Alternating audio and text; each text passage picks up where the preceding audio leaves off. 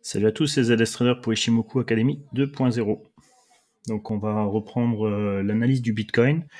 On s'était laissé la dernière fois, donc la dernière analyse, elle datait du mois de novembre, je crois, ouais.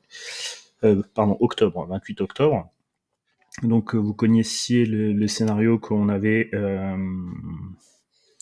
évalué, et donc pour nous, on était largement haussier. Vous avez vu que on était sur la ligne de force plutôt vert, puis après l'accélération, on suivait cette ligne de force rouge, encore une fois une accélération.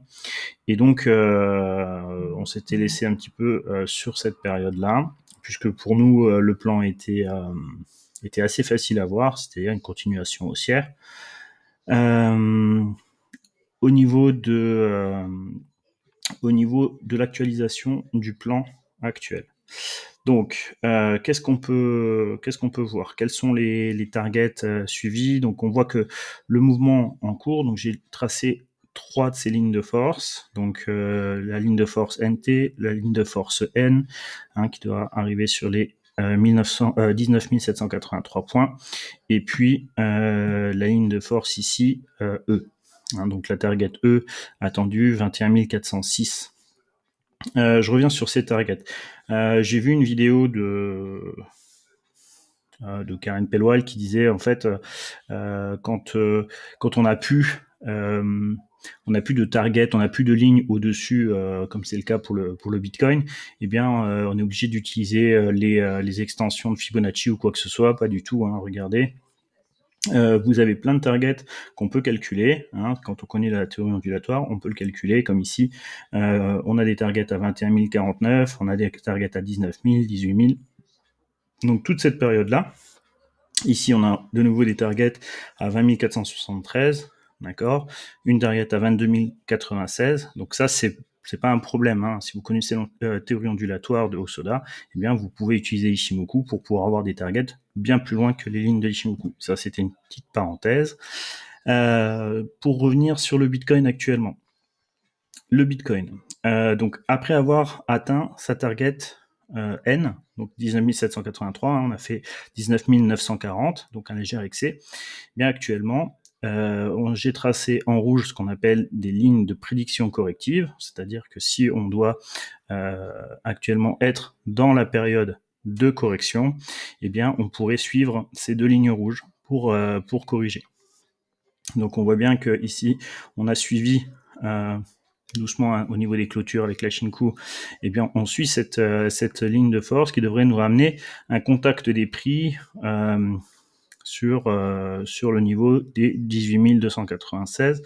Donc c'est un petit peu le prix de l'ancienne target NT, 19 783.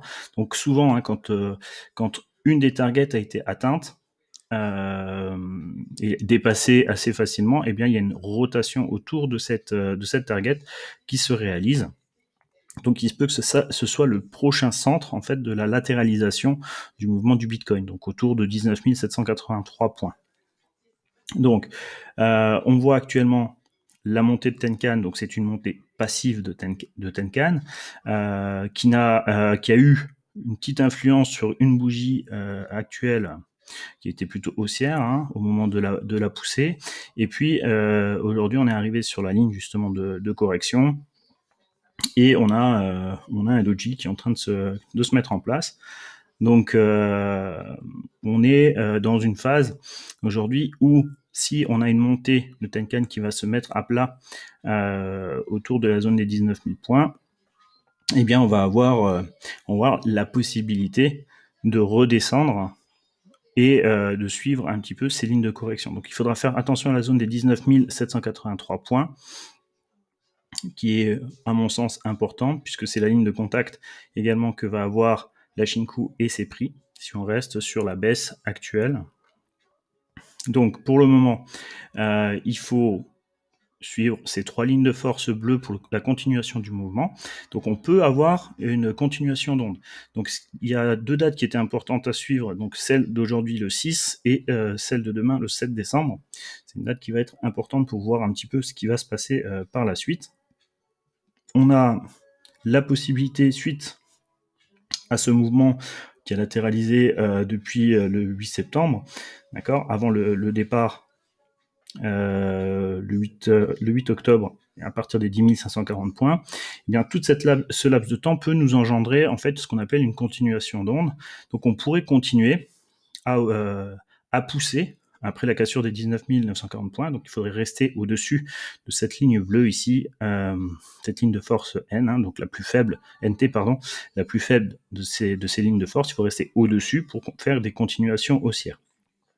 Donc ces continuations haussières, elles pourraient amener le cours sur les 20 473 points. Donc ça, c'est pas un souci. On pourrait monter jusqu'à 20 473 points si on est une continuation haussière.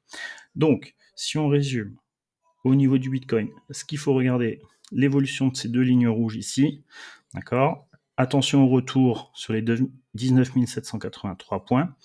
En cas d'accélération, c'est-à-dire que si on venait à casser ces lignes de correction, ça veut dire que la correction serait terminée et on pourrait aller chercher sur des petites extensions les 20 473 points pour avoir une continuation haussière du mouvement. Donc pour le moment, ça reste plutôt neutre avec, je favorise plutôt une latéralisation du prix autour de la bande des 19 783, la bande la plus basse qui devrait être autour de 15 600 points, donc c'est vraiment la zone basse du Bitcoin pour rester autour de cet équilibre de prix à 19 783 points. Voilà ce qu'on pouvait dire sur le Bitcoin. On refera un point assez régulier, puisque là on est vraiment dans un plan où ça va être intéressant d'observer. Donc pourquoi on n'a pas fait, j'ai pas fait d'autres analyses avant, c'est que le Bitcoin montait et il n'y avait aucun intérêt, notre plan était clair, donc il y avait juste à suivre. Donc là on arrive sur une zone, on va dire conflictuelle, autour des 19 783 points. On a l'amorce d'une correction qui est en train de se faire, et donc c'est celle-là qu'on va suivre maintenant un peu plus régulièrement. Allez, je vous laisse. À plus tard. Ciao.